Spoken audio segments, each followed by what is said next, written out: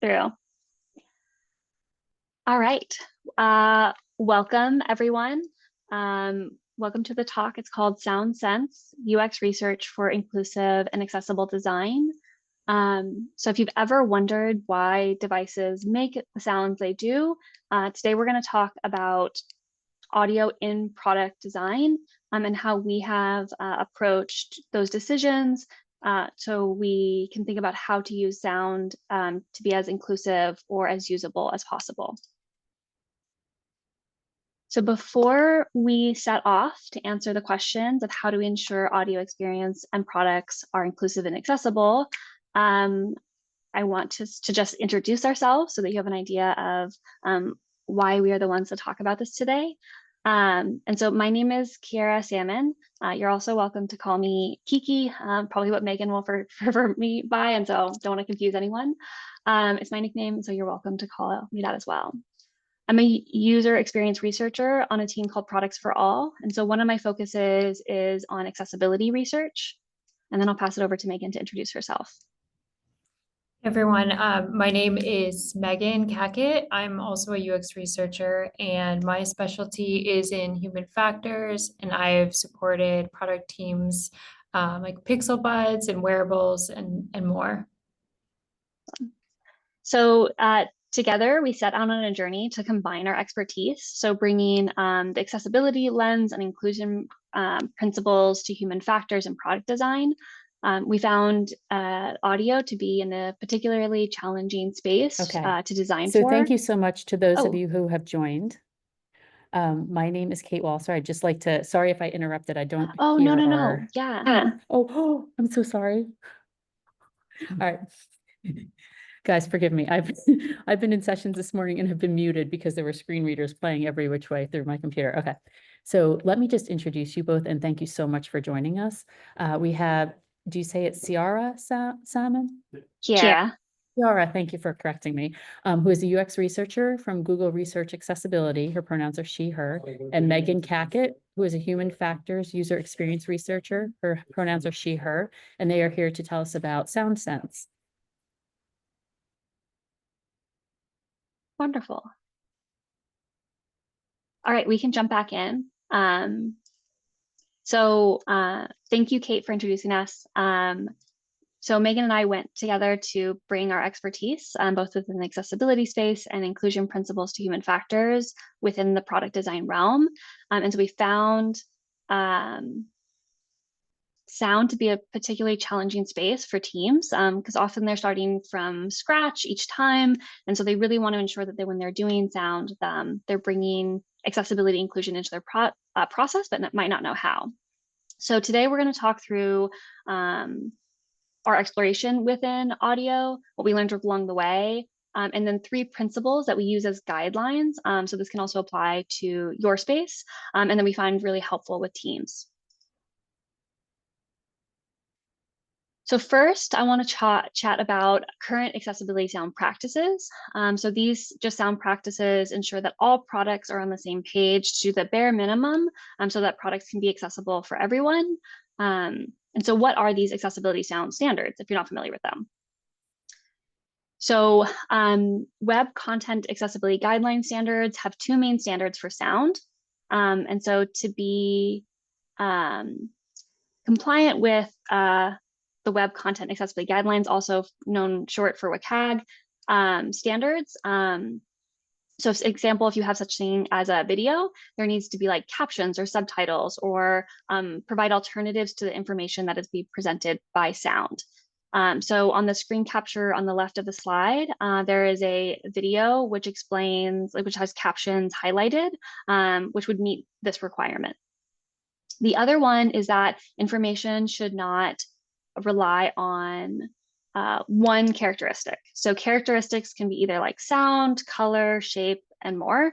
And so I'm going to walk you through an example, a visual example, just because I think that can be a little bit more clear when I have still images to walk through this principle versus on sound, but this can generally be applied to sound. So in the image on the screen, let's say, pretend that you have a prompt that you are like, are you sure you want to cancel this reservation? And that there are 2 buttons, and one button is white and the other one is gray. which one would you select to not cancel this reservation? So I know that I wouldn't know which one would not cancel my reservation. Maybe I would take a guess, maybe the white one, but I couldn't be sure. And there's consequences to my action. And so I don't necessarily have enough information to be confident in my choice. And I realized that this example is quite exaggerated in the sense of like, oh, I can't imagine anybody designing something in which you wouldn't give the information such as like words to communicate. But sometimes this can happen for sound. So imagine a plugin, you'd like plug in your device and the only way you know if it's charging is sound. Let's say there's no other indication. And then you don't have that information to know like, well, is my computer about to die? So ensuring that like, there's not only one characteristic is really important.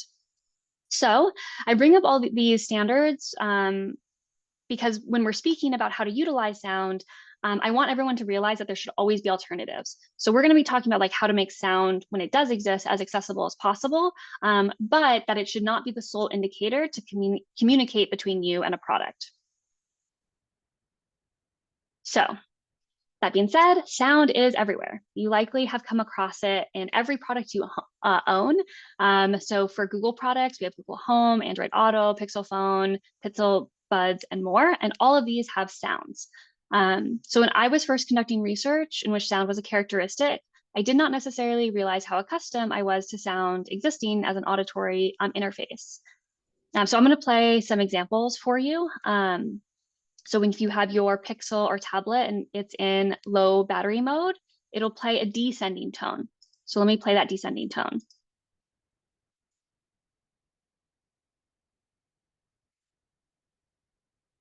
Hopefully the sound came through, but if not, I will be our own little device. It went ba ba ba.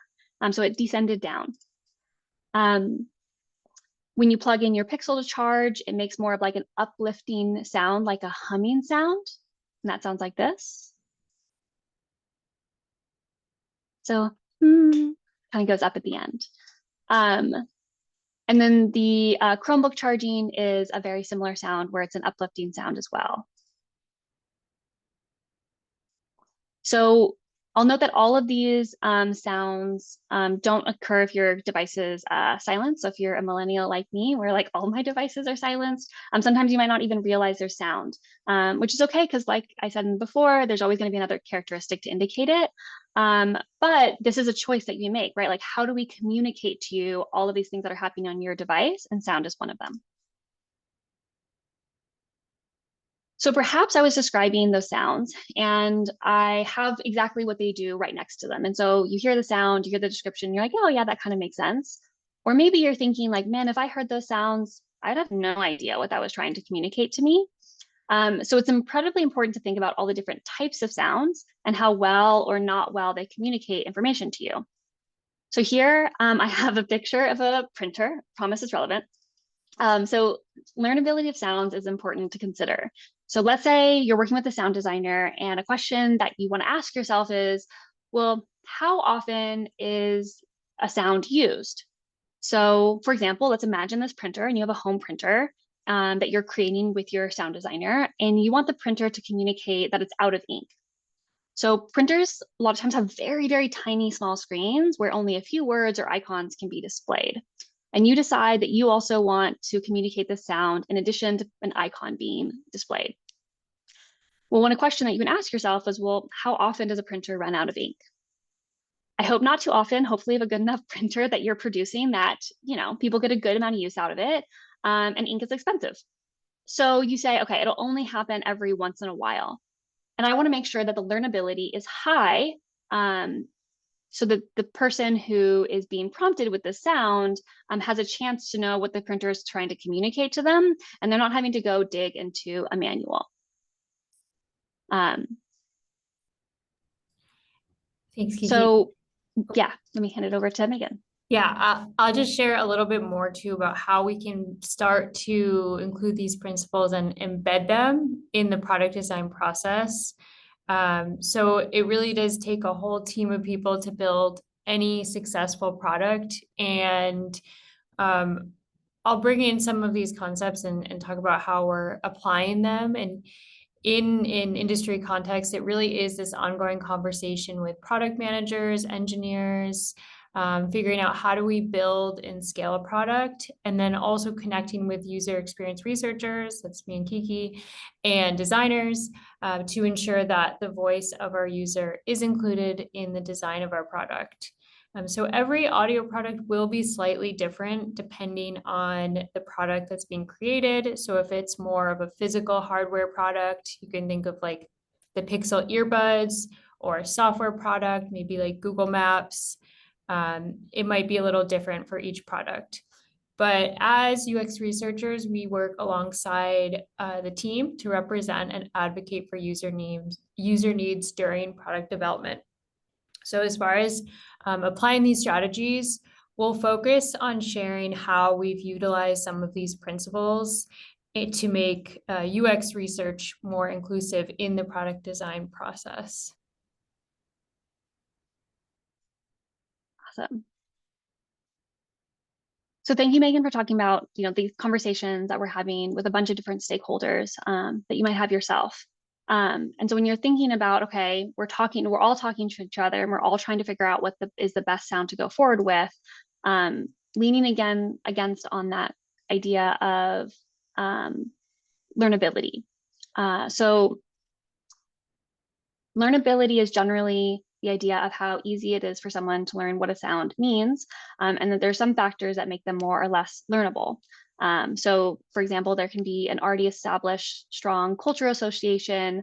There also can be sounds that are established within an ecosystem that are relative to each other. And so I'm going to give like 3 different examples. And so when you're having that conversation about maybe this like hypothetical printer with this team that you have, what kind of things you're thinking through when you're thinking about these sounds. So for example, an ear con. So I'm going to play it first and then talk about it. So an ear con sounds something like that little ba-boom. Can you hear it? I think we are having some audio issues, ironically. Maybe it is headphones, or I also like the Kiki rendition of just you get to act it out for us. So if you wanted to try outside the earbuds, or you could just Sure. help kind of sing Yes. through it. I'll do both either way, but thank you for letting me know, Megan. Can you still hear me with my? Yes. Okay. Let me play the ear con one more time. So we'll test this one out. Okay, you can hear it. Wonderful. Also rendition it. I'll get my vocals ready. So it's still like the ding sound. So that's an abstract sound, right? Like it's abstract, synthetic, it's almost musical tonality, just put into different combinations. But more or less it's metaphorical in its sound. So these are really, really hard to learn. There can be ways to make it more intuitive, such as like discordant sounds that can be like really harsh or unpleasant, can typically communicate that something is wrong. And so even though those sounds aren't directly associated with any real world like function or action, there is already an established association with them. Another one is an auditory icon. So let me play that one. It's really short. So it's like, it's like, sounds like, if again, this might be aging myself, but cameras used to have a little click button in which the lens would go, like it would kind of make that click sound. So that already has an association in the physical world, in which it's also referred to as a skeuomorphism. And so that like click sound associated with the camera put into a digital camera, even though there's no more lens that's clicking, still has that association there for people to connect. So these are quite learnable, right? Because people already have an association that they know that the function was there and have learned it before they've even interacted with the product. The last one is called the sphere con. So let me play, it's a little bit longer. I will describe this one a little bit. It's when speech is sped up. And so you're gonna hear the speech slower and then faster. And so let me play that one.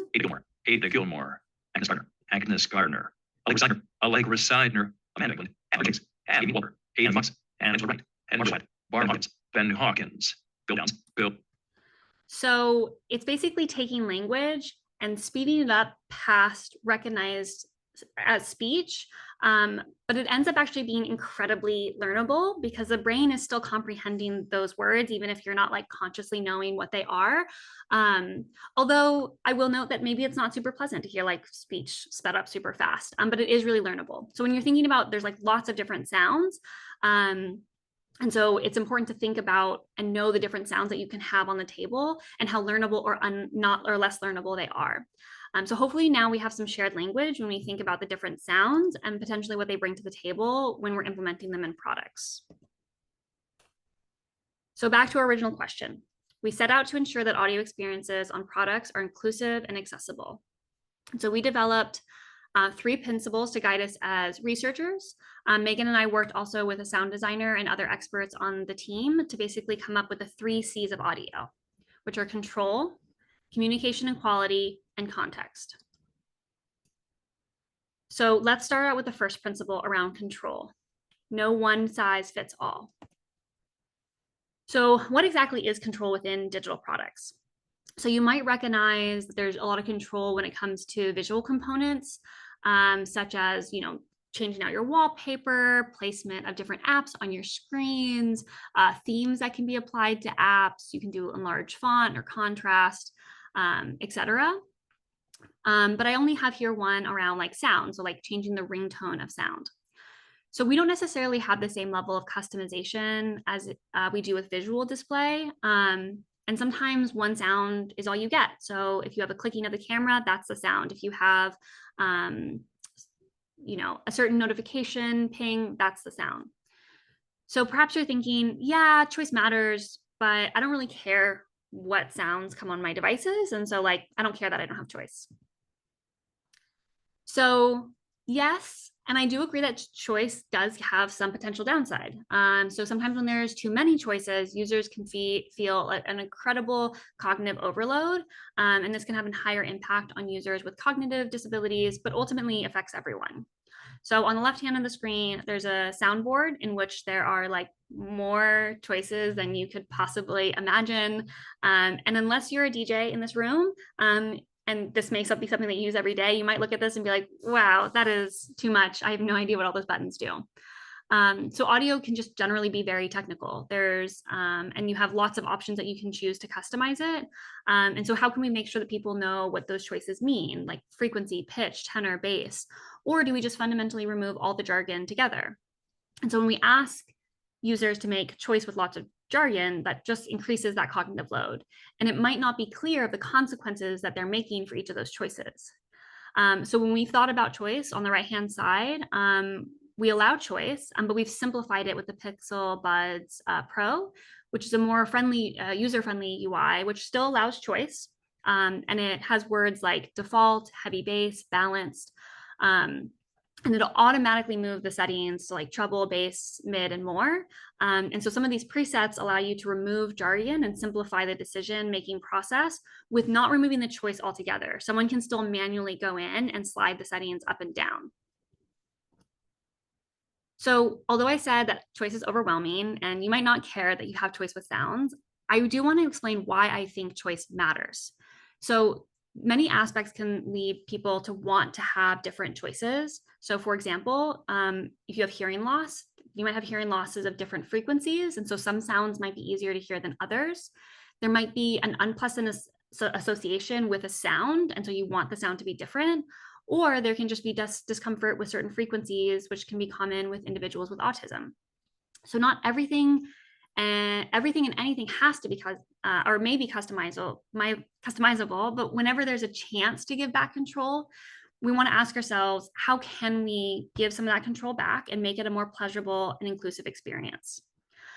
So for example, I have some examples on the screen. Consider configuration of where and when audio cues come through. I think of this example in a do not disturb mode. And so some calls can come through and maybe I have set certain ringtones for those specific calls. Otherwise, they're going to be silenced. Another one, which I thought was interesting in the automotive space, is in which you turn the car into reverse. It'll auto decrease the sound of whatever is playing on your radio to allow that sound not to distract the concentration. Another one is consider user tailoring the choice between speech and non-speech auditory cues. Sometimes, even if we try to make a sound as clear as possible, people might just prefer speech. And then lastly, just consider in any ways that you can customize auditory sound. So allowing people to go into the settings and make changes. So before we know what controls to give our users, we also need to consider who will be using our products. So the first step is understanding who we are designing for. And in audio products, there are considerations with the human body that become really critical. First, we want to understand what the hearing range is that we're designing for. So people have different natural ranges of hearing. For example, the most common change is a gradual loss of the ability to hear high-pitched sounds. You could think of like a bird chirping would be a good high-pitched sound.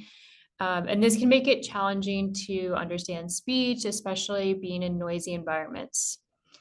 Other factors that impact hearing range also include noise exposure or medical conditions. So it's important to understand who you're designing for and what their hearing range is. So in practice, most people don't know exactly where they are on this hearing scale. So we've worked with audiologists to conduct hearing tests for our product testers to understand what hearing range our testing group has. So ears are very unique, so it's also common to learn that you might have different hearing in one ear versus the other. So this is why it's really helpful to have that expert audiologist really help with these measures when you are starting to design with sound. Another factor that comes up in audio products is ear geometry, or the shape of your ears. So ears are more unique than fingerprints. It makes for a very complex challenge to design products for the ear. For example, earbuds. For these products, it's critical to understand the differences in the outer ear and factors that impact ear shape differences. So some fun ear facts for everyone today. Ears can vary quite a bit across cultures due to diet. Ears never stop growing as we age. So if you are designing for older groups, they tend to have larger ears. And ears can differ quite a bit, even from one to the other on an individual. And next, we also know that perceptual audio is very personal. So that's how audio is perceived from one person might be really different from another. So what might be an immersive experience to someone might feel very overwhelming to someone else. So we can set a range that works within the human hearing range and the expected frequency, but we also want to allow for control in any audio product to accommodate a wide range of audio preferences.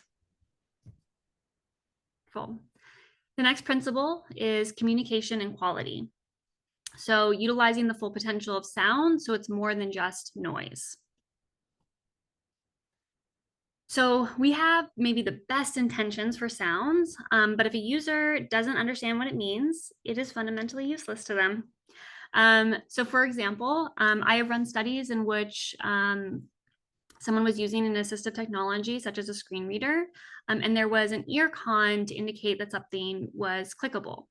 And now let's recall that an ear con is an abstract synthetic tone, and potentially with no other indicator, that can be really hard to know what that's trying to communicate to you, and it has low learnability.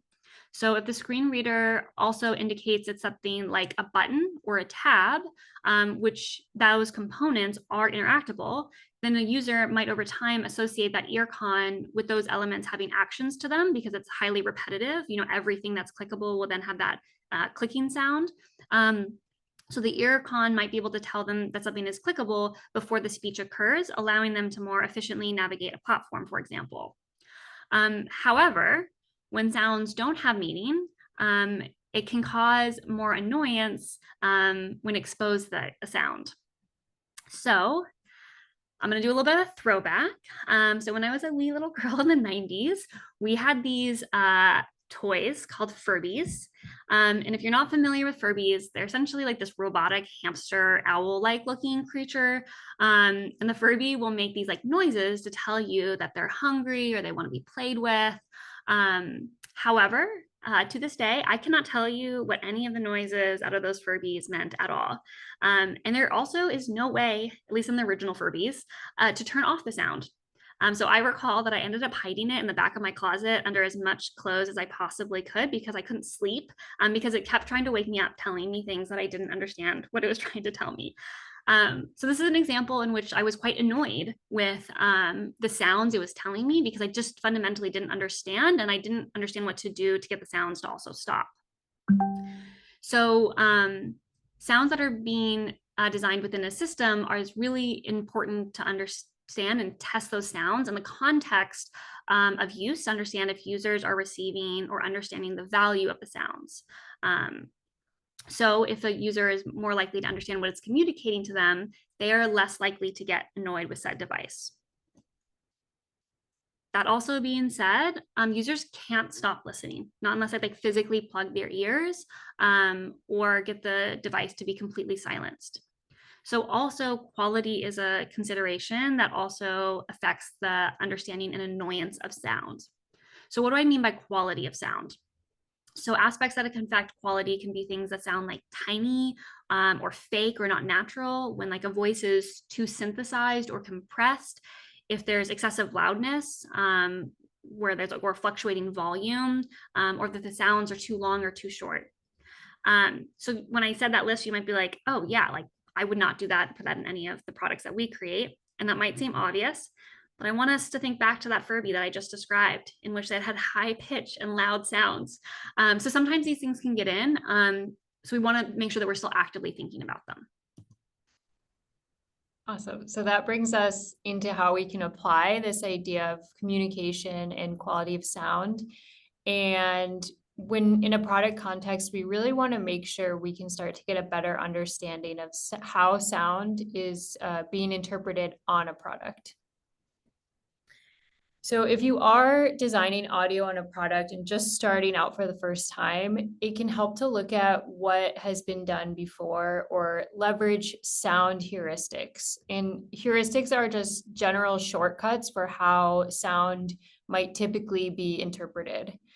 A heuristic also might be different depending on your user group. So for example, sound heuristics might be different across cultures or depending on the sounds that someone has been exposed to or the types of sounds that someone uses in their daily life. Google Material Design 2 also has some resources on this as well. And another way we can leverage sound expertise that's come before us is using a method called co-design. So as researchers, Kiki and I are both UX researchers, our role is to understand our user group the best that we can. And sometimes this involves collaborating with other experts in the design process. So in practice, we might also be bringing in sound designers, audiologists, or people in our user group who are experts on themselves. So as an example of this, I'll share one audio experience that was created by testing with users on one of the early versions of the Pixel Buds. So in this case, we were designing ear cons on the Pixel Buds. And as Kiki brought up earlier, ear cons are these abstract, synthetic, mostly musical tones or sound patterns that can be used in structured combinations to give us some meaning. Another way to think of this is like, it's almost like an icon for the ear. So we're trying to understand how people within our user group might interpret the earcon sounds that we were designing. So we wanted to do some user testing with the sounds. In this example, we played a series of different earcon sounds for participants, and then we asked them to say the first thing that came to mind when they heard that sound. So what we were looking for here is sound associations without any visual context or any additional context. Going through this testing helped us understand how our users interpreted different tones, which then helped us decide which tones we wanted to use in our final version of the Pixel Buds. So for example, when selecting our low battery sound, we chose the sound that had the highest association with low battery. So you can see in this example, I don't know if this sounds linked, but our third sound, almost everyone was like, yes, low battery. The other ones were a little bit of a mix. Maybe it means disconnect, maybe it means power off or something else. So we really wanted to look for that clear association of what I'm hearing links to a clear action that I understand. Wonderful. Then the last principle is context. So sound doesn't occur in isolation. So we don't want to create them like they do. As we mentioned before, all users are different in their thresholds for audio cues. And so those thresholds might also change depending on the environment. So for example, users might not always be in private spaces or have headphones in. And so when audio cues come in, privacy considerations or audio cues may need to change. So for example, let's imagine that we have someone who is hard of hearing and they might need different sounds with their hearing aids on. So perhaps those are connected via Bluetooth, and so the device knows when it's connected or disconnected from them. So an example of a contextual feature I recently experienced is I paired a pair of my headphones in which as the outside environment gets louder, the volume will slightly go up and compensate for that loud outside environment. And then once the environment gets quieter, the volume will decrease back down to the level that I was originally set at. The other thing that I briefly mentioned was around privacy. So sounds can transmit private information, and one does not need to be in line of sight to hear the sound. So ensuring that if sound is communicating private information, that context is taken into consideration. So for example, if someone is using an assistive technology such as a screen reader and a text message comes through without headphones connected, ideally it doesn't just announce the message out loud, but potentially just gives an indication of that message to be viewed or listened later in private if needed.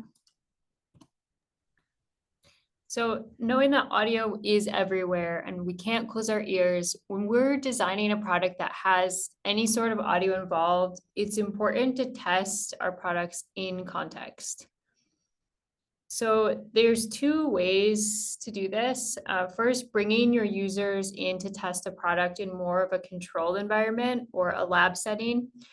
And this is a space that you set up, you have full audio control over, and the benefit is that you can mimic whatever sound environment that you would like. So maybe you want to test an outdoor environment, you could actually play a nature soundtrack, or if you wanted to test a commute scenario, you could play a recording of a subway station or commute. And that way you have a private space, which is great for early product testing. And you can also get fast feedback and have more people testing your products. Another option is to also test your product in context. So as you go about your day, think about how sound changes as you change context. So even in a house, the sounds you might hear in a kitchen versus living room or garage might be very different. So having users test a product in their actual context allows for a more reflective environment, and you might have more accurate feedback on how your product is working in these contexts. So as an example, you might find an audio experience worked really well in a quiet setting, but maybe it was harder to hear when commuting. All right, so just to summarize, I know we threw a lot at everyone. We have these three main C's of audio. So control, communication quality, and context. Within control, customization is a key here. There's really no one size that fits all. And it's important to first understand who you're designing for and what controls that they need.